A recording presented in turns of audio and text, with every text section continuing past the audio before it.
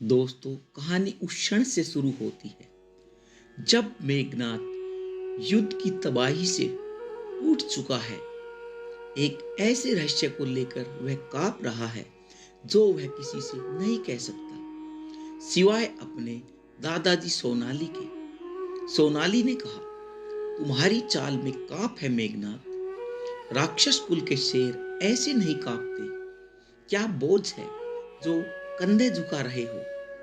मेघनाथ ने कहा, नाना, बोझ नहीं, आग है जो अंदर जल रही है, और यह आग किसी को भी जला सकती है, पूरी लंका भी। सोनाली ने कहा, तो फिर कह डालो।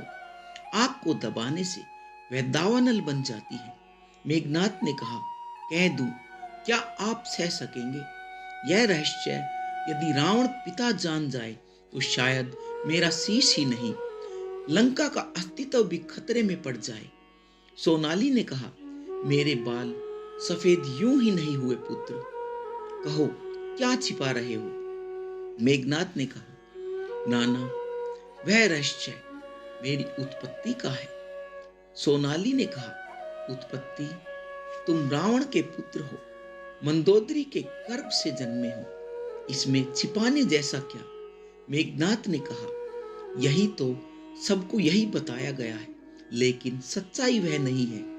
वह जो वर्षों से राक्षस सिंहासन पर बैठा है, वह मेरी सच्ची पहचान नहीं जानता। सोनाली ने कहा, साफ साफ कहो मेघनाथ, बात को घुमाओ मत। मेघनाथ ने कहा, ठीक है, तो सुनिए, मैं वह नहीं हूं जो दुनिया सोचती है। सोनाली ने कहा, अर्थात?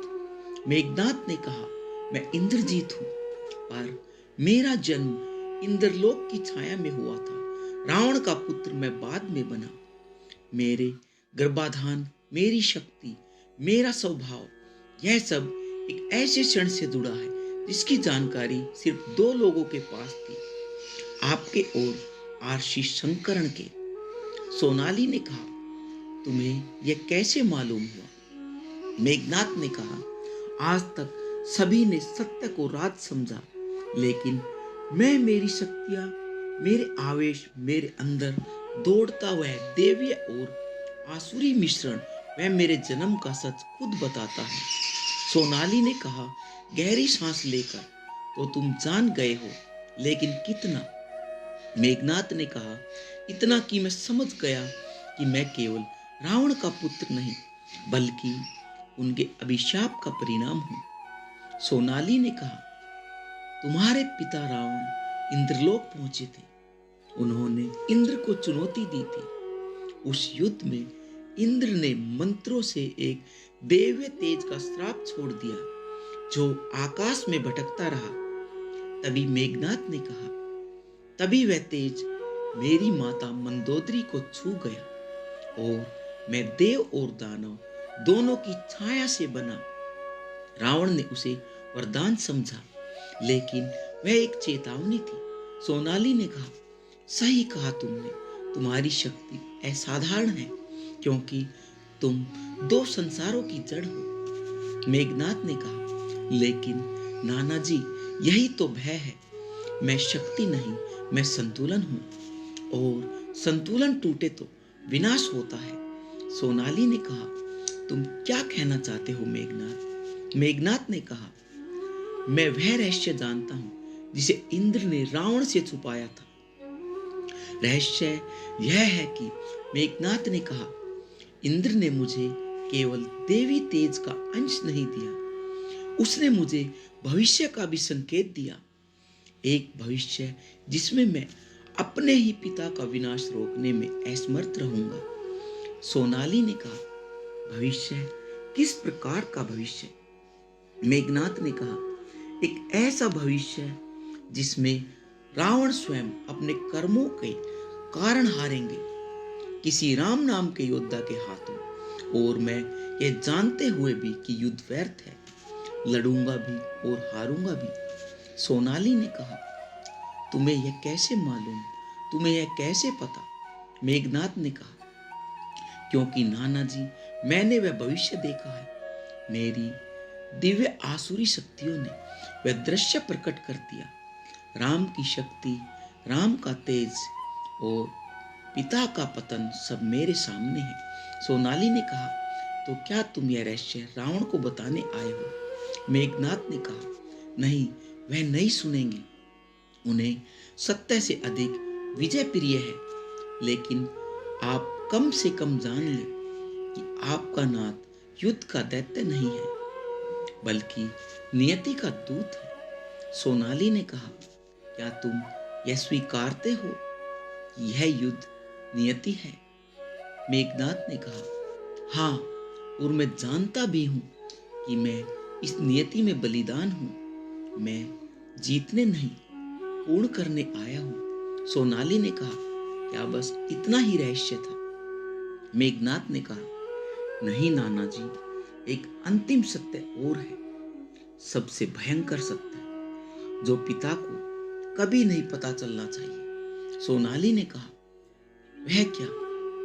मेघनाथ ने कहा कि मैं राम को मारने नहीं आया हूं, मैं केवल अपने पिता के पापों को पूरा होने से रोकने आया हूं। मैंने उन्हें बिना बताए राम को बचाया भी है। सोनाली ने कहा, हैरान होकर कहा, तुमने राम की रक्षा क्यों की? मेघनाथ ने कहा, क्योंकि वह इस युद्ध के अंत में लंका को बचाने वाले एकमात्र व्यक्ति होंगे। मैंने भविष्य को देखा है। रावण के बाद जो बचेगा वह श्री राम की कृपा से बचेगा, अन्यथा यह पूरी लंका धूल हो जाएगी। सोनाली ने कहा, मेरे नाती, यह बात किसी और को न बताना, न रावण को, न मंदोदरी को, क्योंकि सत्य जितना महान है उतना ही भस्म कर देने वाला भी। मेघनाथ ने कहा, मैं समझता हूं नाना जी, और इसीलिए मैं इस रहस्य को आपके चरणों में छोड़कर जा रहा हूं। युद्ध में मेरी नियति मेरा इंतजार कर रही है। मेघनाथ ने कहा, नाना जी, यदि मैं गिर जाऊं, यदि मैं मर जाऊं तो रोना मत, क्योंकि मेरा जन्म रावण का पुत्र होने के लिए नहीं, नियति को पूरा करने के लिए हुआ था। सोनाली ने कहा, तुम्हारे शब्द अभी भी मेरे कानों में गूंज रहे हैं। मेघनाथ, तुम कह कर गए कि तुम नियति को पूरा करने के लिए आए हो, लेकिन क्या नियति को बदला नहीं जा सकता? मेघनाथ ने कहा, नियति बदल सकती है नाना जी, लेकिन सिर्फ वही बदल पाता है जो अपने अहंकार से मुक्त हो। और पिता तो अंदर से टूटे हैं, लेकिन अपने सिंहासन को थामे खड़े हुए हैं। अहंकार उन्हें सत्य से दूर रखे हुए है। सोनाली ने कहा, तो क्या तुम्हारे पिता कभी यह सत्य जान नहीं सकेंगे? मेघनाथ ने कहा, नहीं, उन्हें यह जानने का अधिकार भी नहीं है, क्योंकि एक बार अगर उन्हें यह पता चल जाए कि राम ही अंततः लंका को बचाएंगे, तो वे उस सत्य को स्वीकार करने से पहले ही उसे नष्ट कर देंगे। सोनाली ने कहा, रावण ऐसा क्यों करेगा? मेघनाथ ने कहा, क्योंकि उसके लिए श्री राम एक मनुष्य नहीं, उसकी हार का प्रतीक है। वह सत्य को स्वीकार कर ले, यह संभव नहीं, और मैं अपने पिता को टूटते हुए कभी नहीं देख सकता। सोनाली ने कहा, फिर तुम राम की रक्षा क्यों कर रहे हो? क्यों उनकी जीत में अपना योगदान दे रहे हो? मेघनाथ ने कहा, क्योंकि यह युद्ध व्यक्तिगत नहीं है, यह एक युग का परिवर्तन है। यदि श्री राम ना रहे तो लंका का अस्तित्व समाप्त हो जाएगा, और मैं चाहता हूं कि मेरे पिता हारे पर लंका बच जाए। सोनाली ने कहा, तुम्हारे अंदर और क्या छुपा हुआ है मेघनाथ? मेघनाथ ने कहा, हाँ नाना, मेरी शक्ति केवल भारी नहीं, मेरे निर्णय भी उसी मिश्रण से जन्म लेते हैं। मेरे अंदर देवत्व कहता है, सत्य के मार्ग पर चलो, और असुरी शक्ति कहती है, रावण के लिए लड़ो। दोनों शक्तियां मुझे खींचती हैं, पर मैं मध्य में फंसा हुआ हूं, नियति के बीच, धर्म और अधर्म के बीच। सोनाली ने कहा, तो फिर तुम किसकी ओर हो? मेघनाथ ने कहा, मैं ना ही राम की ओर हूं और न ही रावण की ओर। मैं उस ओर हूं जहां लंका का भविष्य सुरक्षित रहे, और वह भविष्य पिताजी की जीत में नहीं बल्कि उनकी पराजय में है। सोनाली ने कहा, मेघनाथ, तुमने कहा कि जन्म के समय इंद्र का जो तेज मंदोदरी को छू गया था वह एक चेतावनी थी। क्या वह चेतावनी केवल तुम्हारी उत्पत्ति से जुड़ी थी?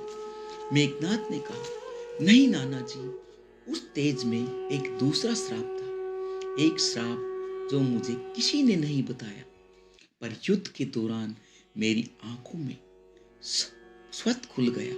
सोनाली ने कहा, किस प्रकार का श्राप? मेघनाथ ने कहा, मैं इंद्रजीत कभी भी अधर्म की विजय का माध्यम नहीं बन सकता।